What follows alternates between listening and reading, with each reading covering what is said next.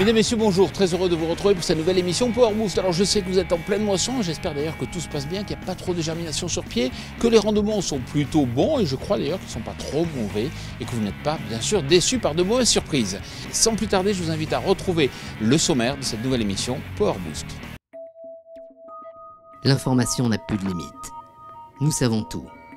Nous sommes Power Boost et cette semaine, nous avons couvert la Terre entière. Laissez-moi vous en fournir la preuve. Puisqu'effectivement, cette semaine, nous vous ramenons d'Allemagne des images du nouveau modèle Fendt 300. Nous sommes également restés en France pour tout vous dire du tout nouveau John Deere 7310R. Et c'est pas tout, puisque nos équipes se sont également mobilisées en Israël pour vous faire découvrir les kibbutz. Et on est également allé en Palestine, où on a rencontré l'Arab Development Society. Oh, j'allais oublier, on clôt ce numéro avec, vous avez l'habitude, une question qui tue. Et nous frappons dès aujourd'hui avec une dose de news. Pour fêter ses 25 ans en 2014, Innovagri accueille la finale du championnat de France de tracteur pooling pour la toute première fois. La finale aura lieu les 2, 3 et 4 septembre 2014 de 18h30 à 21h30 à Outarville dans le Loiret. L'entrée est gratuite pour tous.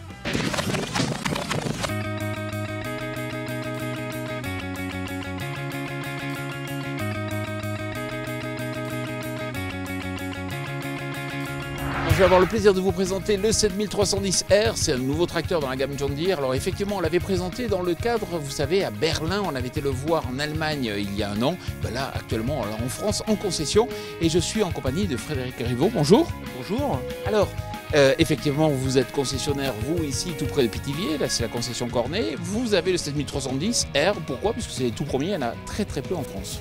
Oui, tout à fait, oui. Ce tracteur est quasiment unique puisqu'il vient du centre de formation à côté d'Orléans et il nous a été attribué déjà parce qu'on est à côté du centre de formation et il a été utilisé pour les formations vendeurs.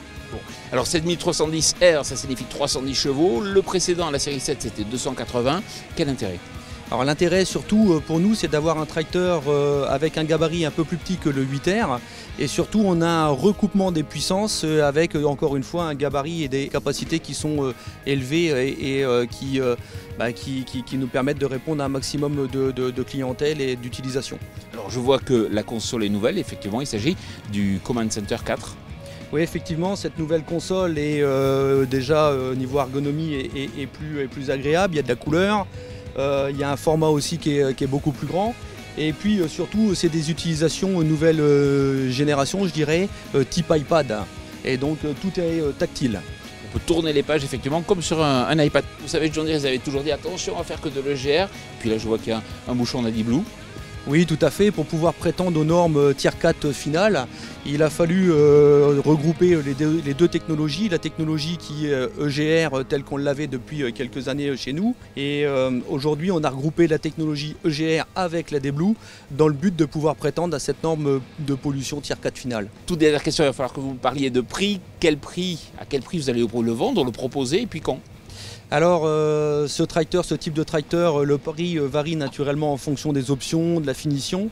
Varie on va dire entre 200 250 000 euros et puis la disponibilité ce serait plus allez, on va dire octobre-novembre. Juste pour finir, il a une cabine plutôt sympa, c'est vrai bien dégagée et puis là on est dans une version cuir. Là on est dans une version premium, ouais, cuir, oui, on a cette chance. Frédéric Rivaud, merci beaucoup. Merci. Impressionnante cette 8 corps qu'une, mais en fait je ne vais pas vous parler de charrue, je vais vous parler de tracteur à nouveau puisqu'on a été filmé en Allemagne, le tout nouveau tracteur Fendt 300 Vario. La nouvelle gamme 300 Vario va venir remplacer les actuelles séries 300, mais aussi les 400 Vario qui ne sont plus commercialisés depuis la sortie des 500 Vario. Les nouveaux 300, tracteurs polyvalents par excellence, se déclinent en 4 modèles, 310, 311, 312 et 313, d'une puissance allant de 110 à 138 chevaux. Au premier coup d'œil, on remarque la nouvelle cabine Visio Plus qui modernise la ligne de cette série. Le conducteur appréciera le pare-brise panoramique pour travailler au chargeur. On notera aussi des pneus plus grands et un empattement allongé de 70 mm. Le pont avant a aussi été légèrement revu, surtout pour faciliter la maintenance. Ce tracteur sera commercialisé dès 2015. Vous vous souvenez, la semaine dernière, j'étais en Allemagne et je vous ai expliqué en quoi John Deere avait pris de l'avance en lançant myjohndeere.com. Effectivement, c'est une stratégie qui est très maligne, c'est une stratégie qui permet de prendre l'avance en ayant un certain nombre de données sur un site internet. Cette semaine, ce qui m'intéresse, c'est de vous expliquer comment les données sont transférées depuis l'outil, depuis le tracteur, depuis la moissonneuse-batteuse, directement vers le site internet. Et pour ça, je suis en compagnie et je vais retrouver Antonin Page. Bonjour. Bonjour Jean-Paul. Alors, vous êtes responsable Farmsite ici dans la concession Cornet, tout près de Pithiviers. Moi, ce qui m'intéresse, c'est que vous m'expliquiez concrètement comment se fait le transfert de data depuis cette moissonneuse-batteuse, c'est une S670i par exemple, jusqu'au site internet. Alors c'est très simple, il y a un boîtier qui est caché sous la coudoir, qui possède une puce GSM, qui collecte les données via le réseau Buscan de la machine et qui, toutes les heures, les envoie sur le site internet myjohndeere. Tout type de données? Tout type de données, ça veut dire la consommation, la charge moteur par exemple, l'écartement des grilles sur cette moissonneuse-batteuse par exemple, voilà, c'est le nombre d'heures d'utilisation de l'autoguidage par exemple pour optimiser derrière la machine. Et aussi des données parcellaires, la géolocalisation?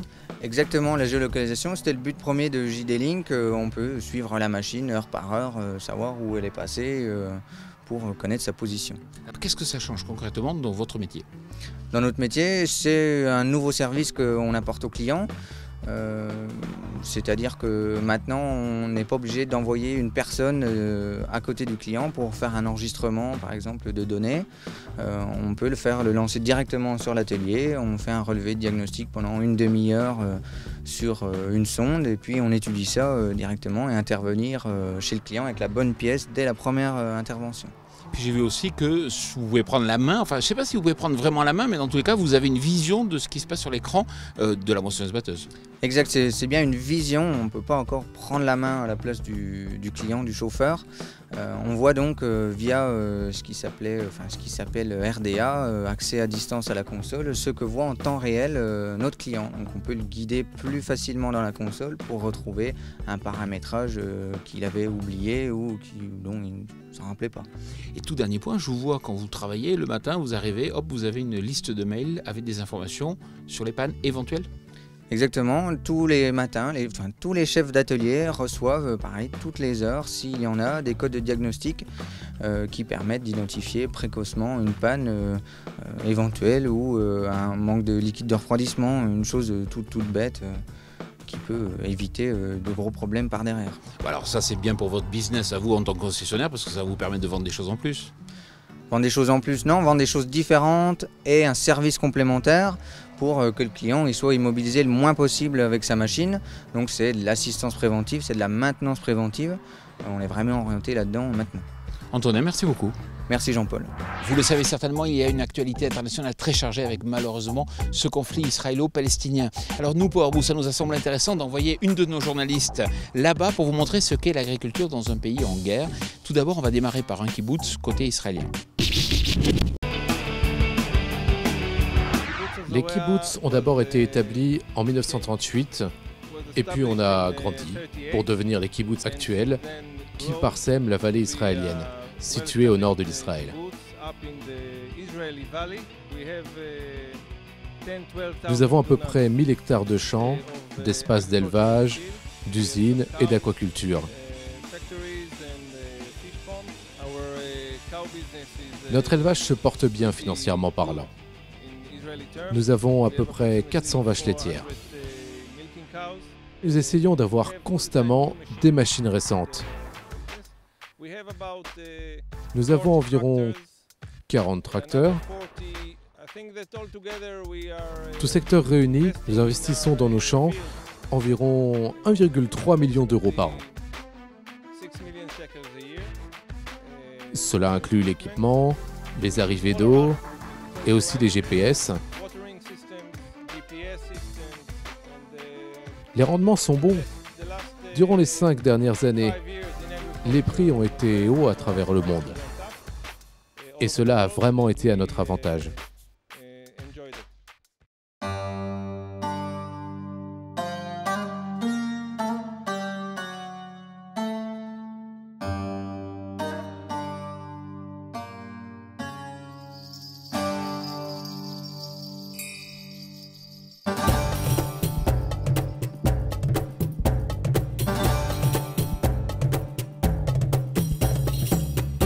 Pendant notre voyage en Palestine, nous avons fait une halte à l'Arab Development Society. Cette ONG, créée en 1945, prend la forme d'une grande ferme qui s'étend sur 800 hectares. Elle accueille et éduque les enfants des camps de réfugiés et des communautés voisines. La ferme comprend un élevage de 450 vaches qui produit 5000 litres de lait par jour et qui est ensuite transformé en beurre et en yaourt. Il y a également des cultures de dattes, de luzerne et de blé tendre.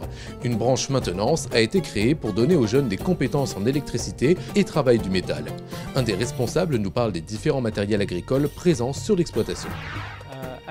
Comme vous le voyez, nous avons ici de vieilles machines qu'on a utilisées dès que la DS est née. On les garde ici par nostalgie et pour le souvenir. Mais maintenant, nous avons remis à jour notre équipement. Pour nous moderniser, nous avons de nouveaux tracteurs, des machines pour nourrir nos vaches, des moissonneuses-batteuses, des presses à balles aussi. Nous essayons d'acheter tous les équipements dont nous avons besoin et de les mettre à jour. Mais comme nous sommes une ONG et que nous avons donc besoin de fonds, la plupart de notre équipement vient en fait de donneurs. Notre équipement devient vieux et le faire réparer n'est pas si facile. C'est très compliqué de trouver des pièces neuves aujourd'hui. Les machines sont trop vieilles pour ça.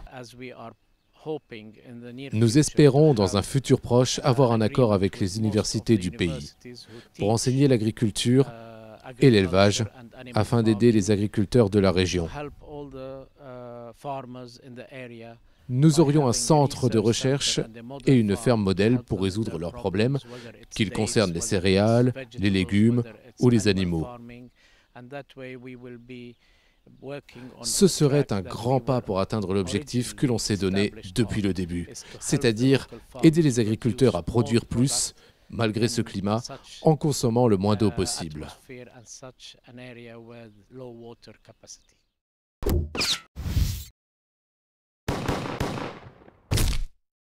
En ce qui concerne le vol des tracteurs, la préoccupation va grandissante au sein des adhérents du CEDIMA, des concessionnaires.